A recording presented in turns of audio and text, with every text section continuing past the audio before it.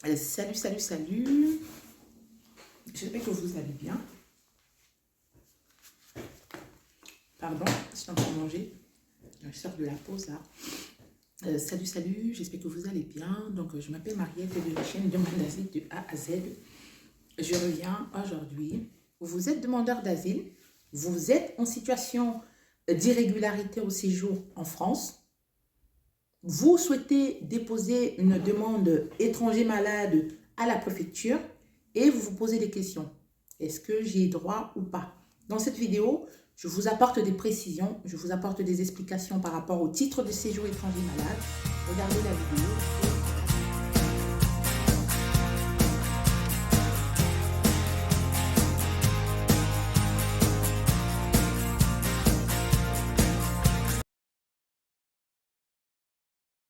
D'étrangers malades. Donc, dans cette vidéo, je vais vous apporter des éléments qui vous permettront à vous d'évaluer votre situation et de pouvoir vous dire est-ce que aujourd'hui je remplis les conditions pour pouvoir ou non déposer un dossier étranger malade. Pour commencer, ma vidéo, je vais la structurer en 3 parties. La première partie, je vais aborder avec vous le titre de séjour étranger malade, à qui ça s'adresse finalement. Pourquoi une personne peut demander un titre de séjour étranger malade. En deuxième partie, je vais vous donner des éléments sur la prise de rendez-vous à la préfecture et les documents à joindre pour pouvoir amener ce jour à la préfecture pour votre rendez-vous. Et à la fin, on va pouvoir échanger sur la décision de la préfecture. La décision de l'OFII et la décision de la préfecture. Parce que oui, le dossier étranger malade, ce n'est pas que la préfecture qui statue en dernier ressort en fait. C'est-à-dire qui décide. Bon, la préfecture, elle décide, mais c'est sur avis de l'OFII. C'est-à-dire que l'OFII va émettre un avis et la préfecture va pouvoir, le préfet va pouvoir donner la décision. C'est-à-dire qu'elle va dire, ok, est-ce que je vais dans le même sens que l'OFII ou alors je vais carrément contre ce que l'OFII a donné a émis comme avis. Donc, pour commencer, qu'est-ce que c'est qu'un titre de séjour étranger malade? Un titre de séjour étranger malade, c'est un titre qui est en premier lieu destiné ce titre s'adresse aux personnes qui sont en France, qui voilà, ont des problèmes de santé. Il y a des listes, il y a la liste des situations, des problèmes de santé qui sont pris en charge, qui donnent droit au titre de séjour étranger malade. Toutes les problématiques de santé ne donnent pas droit au titre de séjour étranger malade. Donc, dans la volonté, donc dans ce cadre d'octroyer, c'est-à-dire que dans la volonté du législateur d'attribuer des titres de séjour étranger malade, il y a, dans un premier temps, le fait que la personne soit malade, c'est la première chose. Il faut que dans un deuxième temps, que la personne soit très malade, c'est-à-dire que je ne vais pas dire, c'est-à-dire que la personne soit en état où elle ne peut pas rentrer dans son pays d'origine. En troisième lieu, il faut que cette personne, la pathologie dont souffre cette personne, il y a l'accessibilité du traitement dans le pays d'origine. Je reprends. Donc, il y a l'état de santé grave, c'est-à-dire que vous êtes très malade. Vous n'avez pas les moyens pour pouvoir retourner dans votre pays parce que votre état de santé ne vous le permet pas et la pathologie dont vous souffrez vous n'avez pas accès au traitement dans votre pays. Ce n'est pas que le traitement n'existe pas, mais c'est que vous n'avez pas accès. Imaginons, vous vivez dans un village très très reculé dans un pays en Afrique et vous n'avez pas les moyens de vous rendre dans la grande ville, dans la grande métropole pour accéder au traitement. Et par rapport à ça, votre état de santé actuel ne vous autorise pas à rentrer. Dans ce cas-là, vous pourriez solliciter le service de l'État qui est la préfecture pour déposer un dossier étranger malade. Une fois que vous avez rencontré le médecin et que vous avez échangé sur votre état de santé, le médecin va être en même de vous faire ou non des certificats médicaux détaillant votre pathologie. Dans un deuxième temps, vous allez pouvoir prendre rendez-vous à la préfecture. Sachant que les rendez-vous se font en ligne, donc vous prenez un rendez-vous sur le site de la préfecture. Il y a donc le rendez-vous, il y a marqué pour raison médicale, vous imprimez le formulaire et vous le complétez. À noter que pour ce rendez-vous, vous aurez besoin d'une pièce d'identité. Une pièce d'identité de votre pays d'origine. Je répète, une attestation de demande d'asile est une pièce d'identité délivrée par la France, mais c'est en aucun cas un document qui atteste de votre identité dans votre pays. C'est un document délivré en France. Donc là, en France, on le reconnaît, mais dans votre pays, on ne le reconnaîtra pas. Donc c'est pourquoi, pour le dossier, donc si vous n'avez pas de passeport, vous n'avez pas de carte d'identité, vous n'avez pas d'acte de naissance, ce n'est même pas la peine de faire la démarche. J'ai récemment vu un dossier où la personne avait déposé avait rendez-vous pour sa demande d'étranger malade. Ce qui s'est passé, elle avait un permis. La préfecture a refusé le permis parce que pour elle, un permis de conduite n'est pas un document d'identité. Or, dans le pays d'origine de cette personne, le permis de conduire était considéré comme une pièce d'identité. Donc, finalement, le dossier a pu être déposé. Donc, je vous ai bien expliqué, c'est-à-dire que pour la première chose, avant de prendre rendez-vous, vérifiez que vous ayez un document d'identité de votre pays d'origine. Vous prenez le rendez-vous et vous vous rendrez le jour du rendez-vous à la préfecture. Ce qui va se passer, l'agent de la préfecture va vous recevoir. Il y aura un entretien et il va pouvoir enregistrer le dossier. À savoir, ce n'est pas l'agent de la préfecture qui vous reçoit ce jour qui étudie votre dossier. Il est chargé, donc cette personne est chargée de récupérer le dossier. Et à la suite à l'issue du rendez-vous, si vous remplissez, si vous avez remis tous les documents, ce n'est pas parce que votre dossier est accepté ce jour-là que ça veut dire que vous aurez un titre de séjour. Non. En fait, quand votre dossier est réceptionné, l'agent de la préfecture vous remettra une enveloppe avec un premier document qui c'est un document, je pense que je l'ai quelque part,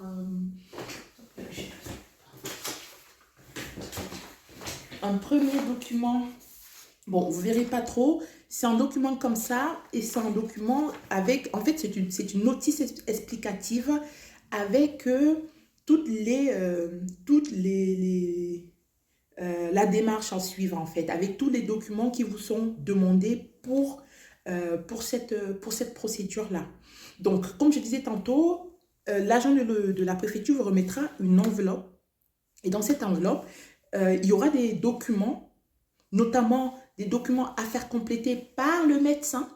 Ça peut être le médecin généraliste ou ça peut être le médecin, ça peut être le spécialiste. Ça veut dire que si vous avez un médecin attitré qui vous suit par rapport à une pathologie précise, vous pourriez demander à ce médecin-là de compléter le formulaire, le certificat qui vous sera remis par l'OFII. Donc, cette enveloppe, donc il y a un certificat vierge et dans le certificat vierge, donc vous complétez et vous le transmettez. Les certificats médicaux remplis par les médecins agréés ne sont pas acceptés. En fait, une fois que vous avez rempli, une fois que vous avez fait compléter les certificats par le médecin avec son tampon et tout, vous avez maximum 1 mois pour transmettre ce courrier à l'OFII. Donc, qu'est-ce qu'il me dit dans le papier là? Il me dit, vous disposez d'1 mois à compter de la date de retrait de votre certificat médical en préfecture pour l'adresser à l'OFII. Pour les demandeurs d'asile, vous avez 3 mois à compter de la date de votre dépôt de demande d'asile en préfecture. Au-delà, votre dossier ne sera pas instruit. Je vous explique la petite partie. En fait, vous savez que depuis la loi du 10 septembre 2018, il est possible de faire déposer un dossier de demande d'asile et concomitamment, en parallèle, vous pourriez également faire la demande pour un titre de séjour. Donc, cette notice vous dit que vous avez 3 mois, une fois que votre demande d'asile est déposée. Passé les 3 mois, votre dossier risque de ne pas être instruit parce que vous aurez passé les délais. Donc, une fois, on va revenir, c'est un petit laïus pour expliquer un peu ce que ça signifie pour les demandeurs d'asile, 3 mois. Si vous êtes sans papier, vous pouvez demander, vous pouvez solliciter les services de l'État, la préfecture pour un dossier, pour instruire une demande d'étrangers malades. Mais il faudrait avoir une pathologie qui nécessite la prise en charge tout de suite et maintenant en France. Il faut que vous n'ayez pas accès au traitement dans votre pays d'origine. Et en troisième ressort, il faudrait que votre pathologie nécessite... Donc, il faut avoir une pathologie qui nécessite une prise en charge. Bon, après, si vous avez une fracture et que dans une semaine, vous serez guéri, ce n'est pas la peine de faire une demande d'étranger malade. Parce que votre dossier, de toutes les façons, quand vous irez en rendez-vous, parce que ce qui va se passer, une fois que vous avez transmis le dossier à la préfecture, le dossier qui vous est remis, il faut le transmettre à l'OFI. Je vais reprendre les idées parce que les nôtres m'ont un peu perdu. Donc, vous allez à la préfecture, je récapitule. Vous vous rendez à la préfecture. Avant de vous rendre à la préfecture, vous prenez au préalable rendez-vous sur le site de la préfecture. Le jour du rendez-vous, vous vous y rendez et l'agent de la préfecture va pouvoir échanger avec vous et va pouvoir vérifier tous les documents que vous avez. Donc, pièce d'identité de votre pays d'origine, attestation d'hébergement et quelques certificats médicaux de la pathologie dont vous souffrez et un timbre. Une fois que l'agent de la préfecture a réceptionné les dossiers et les documents, il vous remettra en contrepartie une enveloppe à transmettre à l'OFI. Donc, pour cette enveloppe, il y a un certificat médical vierge à faire compléter par le médecin traitant ou par le médecin spécialiste. Une fois que vous avez transmis, vous avez un délai de 1 mois pour réunir tous les documents et les transmettre. Si vous n'avez pas pu obtenir un certificat médical en plus, imaginons que vous avez plusieurs pathologies et que vous aviez envie de transmettre des certificats et que malheureusement le rendez-vous il est trop loin pour pouvoir récupérer vos certificats, pas de panique. Vous envoyez dans un premier temps votre enveloppe à l'OFI et vous avez 15 jours pour compléter le dossier. Donc, si jamais vous avez d'autres pièces à joindre dans le dossier, vous pourriez, après l'envoi du dossier, joindre des documents. Une fois que vous avez joint tous ces documents et que l'OFI, généralement, je conseille d'envoyer l'enveloppe en recommandé avec accusé de réception. En AR, vous êtes sûr. C'est-à-dire que si vous envoyez avec accusé de réception, quand l'OFI réceptionne, vous avez également la preuve de la date à laquelle vous l'avez transmis. Une fois que l'OFI va réceptionner votre dossier, l'OFI va vous convoquer. Donc, vous serez vu, vous serez ausculté par le médecin de l'OFI. C'est-à-dire que vous aurez l'OFI a un médecin coordonnateur, vous irez, il vous donnera rendez-vous à l'adresse que vous aurez renseignée. Vous recevez une convocation en vue de votre demande d'étranger malade et vous allez être ausculté et il y aura éventuellement des prises de sang.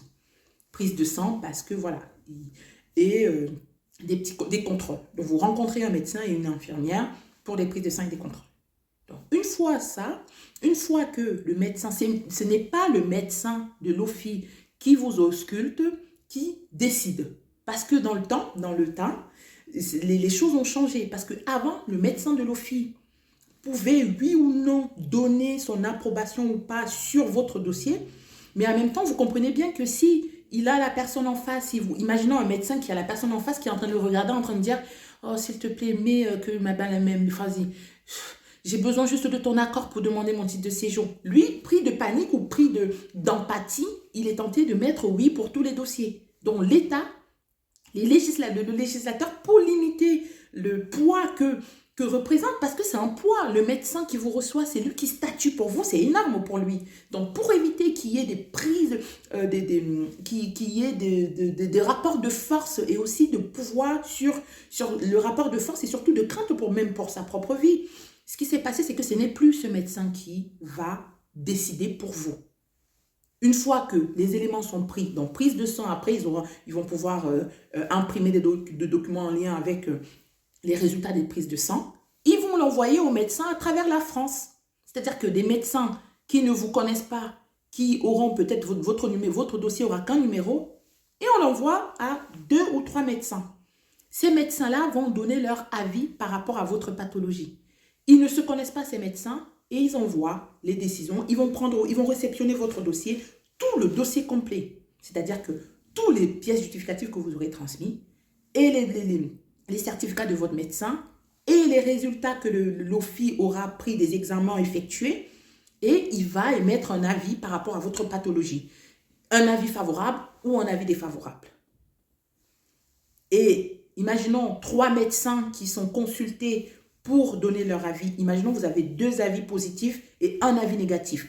Donc, l'avis du médecin va être, l'OFII va suivre l'avis des médecins en disant, ok, les médecins pensent que ce monsieur ou cette personne a une pathologie qui nécessite une prise en charge tout de suite parce que originaire d'un pays où il n'y a pas accès ou alors au stade de sa pathologie, il faudrait une prise en charge tout de suite, sinon il risque pour sa vie si jamais il n'est pas pris en charge maintenant.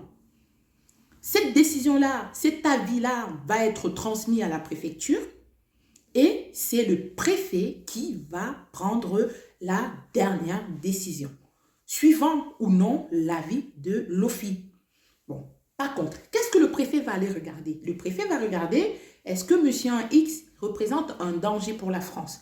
Parce que ce que vous devriez comprendre, c'est que même si vous êtes malade et que vous représentez une menace pour la France, vous risquez de ne pas avoir un titre de séjour étranger malade du fait que vous êtes vous ne représentez, en fait, vous ne pouvez pas apporter une stabilité à la France. C'est-à-dire que vous représentez, voilà, un risque de manque de paix sociale et par rapport à ça, voilà, on ne vous donnera pas ce titre de séjour. Donc, le préfet va émettre son avis et la préfecture va vous envoyer un courrier vous disant, monsieur, pour faire suite à la demande d'étrangers malades enregistrés en préfecture tel jour, le préfet a décidé de vous accorder un titre, une APS, une autorisation provisoire de séjour de tel nombre de... veuillez bien ramener le timbre et tel autre document pour pouvoir le retirer. Donc voilà, vous pourriez bénéficier du coup d'un titre de séjour qui vous autorise à travailler et ce titre de séjour est provisoire. Je répète, c'est un titre provisoire. Si vous guérissez, si votre pathologie n'a plus lieu d'être, vous n'avez plus lieu d'avoir, vous n'avez plus droit à ce titre. Il faut vraiment que ce soit bien clair. Qu'est-ce que je rajoute dans la vidéo? C'est-à-dire qu'une fois que vous avez réceptionné ce courrier et que vous avez votre titre de séjour, la loi du 16 mars 2013, non pardon, du 7 mars 2016, c'est la loi Valls. La loi Valls autorise la préfecture à délivrer des titres de séjour pour les membres de la famille d'une personne malade. Je répète, donc, vous avez sollicité la préfecture pour votre titre de séjour étranger malade. Vous l'avez obtenu. Donc, si les membres de votre famille, donc votre conjoint ou votre conjointe, vos enfants sont en situation irrégulière en France, vous pourriez demander à la préfecture, vous pourriez déposer à la préfecture une demande de régularisation parce que votre conjoint est malade, parce que votre enfant est malade, parce que votre femme est malade. Vous comprenez? C'est-à-dire que la loi permet à un membre de la famille proche de la personne malade de bénéficier d'un titre de séjour avec autorisation de travail pour pouvoir exercer, parce que on sait que quand on a une personne malade au sein de la famille, c'est toujours très complexe. Donc, au lieu de garder les personnes dans une forme de laxisme, pas laxisme, dans une forme de moins, ils n'ont pas de pouvoir d'agir, de manque de pouvoir d'agir, la préfecture, voilà, la loi Valls a autorisé les préfectures à délivrer les titres de séjour aux personnes. Par exemple, vous avez votre enfant malade, vous avez demandé un titre de séjour étranger malade pour votre enfant. Vous, en tant que parent, vous avez le droit à un titre de séjour pour prendre soin de votre enfant. C'est-à-dire que pour rester sur le territoire et pouvoir suivre les soins qui seront délivrés à votre enfant. Je voulais faire une vidéo très courte, mais la vidéo, on est un peu... J'aime pas quand elles sont trop longues parce qu'après, elles sont difficiles à suivre. Donc, j'espère que la vidéo, elle va vous apporter des précisions si vous êtes dans ce cas-là. N'hésitez pas à m'écrire, à me demander des précisions pour que je puisse vous refaire des vidéos derrière. D'ici là, portez-vous bien et on se dit à très rapidement pour une autre vidéo.